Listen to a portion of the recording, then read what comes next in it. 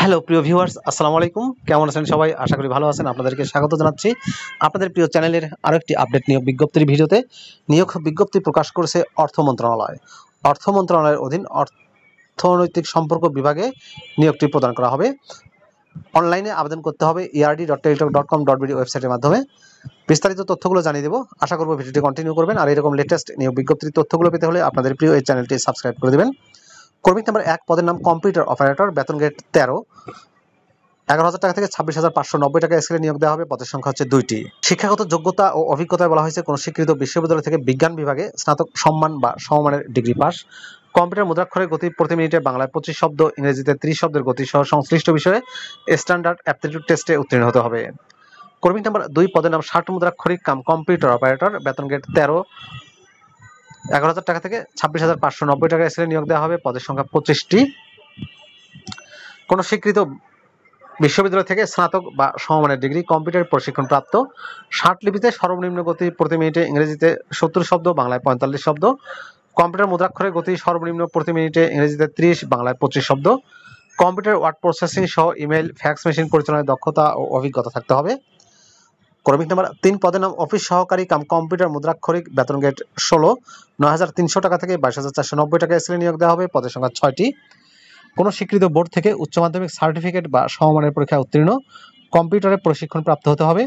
Computer মুদ্রাক্ষরের সর্বনিম্ন গতি প্রতি মিনিটে বাংলা 20, ইংরেজিতে 20 শব্দ, কম্পিউটার ওয়ার্ড প্রসেসিং সহ ইমেইল, ফ্যাক্স পরিচালনায় দক্ষতা অভিজ্ঞতা থাকতে হবে।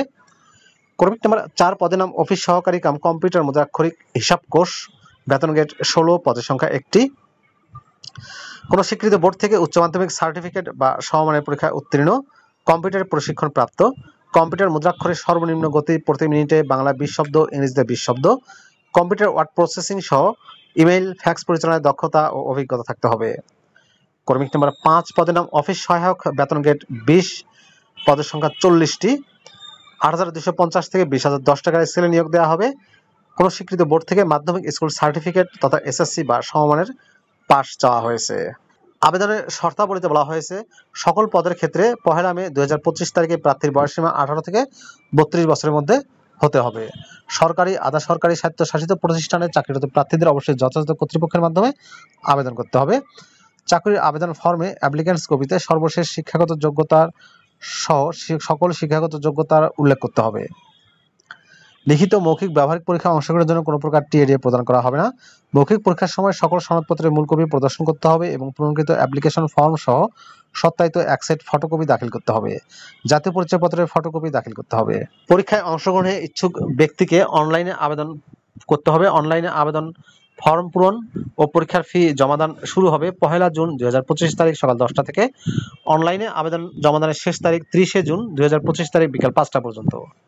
উক্ত সময়সীমার মধ্যে ইউজার আইডি প্রাপ্ত প্রার্থীগণ অনলাইনে আবেদন সাবমিটের সময় থেকে পরবর্তী 72 ঘন্টার মধ্যে এসএমএস এর মাধ্যমে পরীক্ষার ফিস দিতে পারবেন। অনলাইন আবেদনপত্রে প্রার্থী তার রঙিন ছবি 300x300 পিক্সেল এবং স্বাক্ষর 300x80 পিক্সেল স্ক্যান করে নির্ধারিত স্থানে আপলোড করবেন। টেলিটকের প্রিপেড নাম্বার ব্যবহার করে 2টি এসএমএস করে পরীক্ষার ফিস প্রদান করতে হবে। এর জন্য যে কোনো টেলিটকের প্রিপেড নাম্বার ব্যবহার করে 2টি এসএমএস করে পরীক্ষার ফি বাবদ 1 থেকে 4 নম্বর পদের জন্য 100 টাকা, টেলিটকের সার্ভিস চার্জ 12 টাকা সহ 112 টাকা এবং 5 নম্বর পদের জন্য 50 টাকা, টেলিটকের সার্ভিস চার্জ 6 টাকা সহ 56 টাকা অনধিক 72 ঘন্টার মধ্যে আপনাদেরকে জমা দিতে হবে। এই যে দুটো পদ্ধতি দেখতে পাচ্ছেন, প্রথম এসএমএস এবং দ্বিতীয় এসএমএস, এই পদ্ধতি অনুসরণ করে আপনারা খুব সহজেই টেলিটকের মাধ্যমে পরীক্ষার ফিস দিতে পারবেন। আর প্রবেশপত্র প্রাপ্তির বিষয়টি erd.teletalk.com.bd ওয়েবসাইটে এবং অর্থনৈতিক সম্পর্ক বিভাগের ওয়েবসাইট erd.gov.bd ওয়েবসাইটে এবং প্রার্থীর মোবাইল ফোনে এসএমএস এর মাধ্যমে যারা যোগ্য হবেন তাদেরকে যথাসময়ে জানিয়ে দেওয়া হবে। প্রার্থীর যোগ্যতা যাচাইয়ের ক্ষেত্রে বলা হয়েছে লিখিত পরীক্ষায় উত্তীর্ণ হলে মৌখিক পরীক্ষার সময় এই যে ক থেকে চ পর্যন্ত কাগজপত্রের তালিকাগুলো দেখতে পাচ্ছেন, এই তালিকা অনুযায়ী এক সেট ফটোকপি করে সত্যায়িত সহ দাখিল করতে হবে। মোহাম্মদ রুহুল আমিন, যুগ্ম সচিব ও প্রশাসন সদস্য সচিব, বিভাগীয় পদোন্নতি কমিটি, অর্থনৈতিক সম্পর্ক বিভাগ। চাকরি প্রার্থী ভাই ও বোনেরা, এই ছিল অর্থ মন্ত্রণালয়ের নিয়োগ বিজ্ঞপ্তির বিস্তারিত তথ্য। ভিডিওটি আপনাদের কেমন লাগলো কমেন্ট করে জানিয়ে দিবেন। ভালো থাকবেন সবাই, আল্লাহ হাফেজ।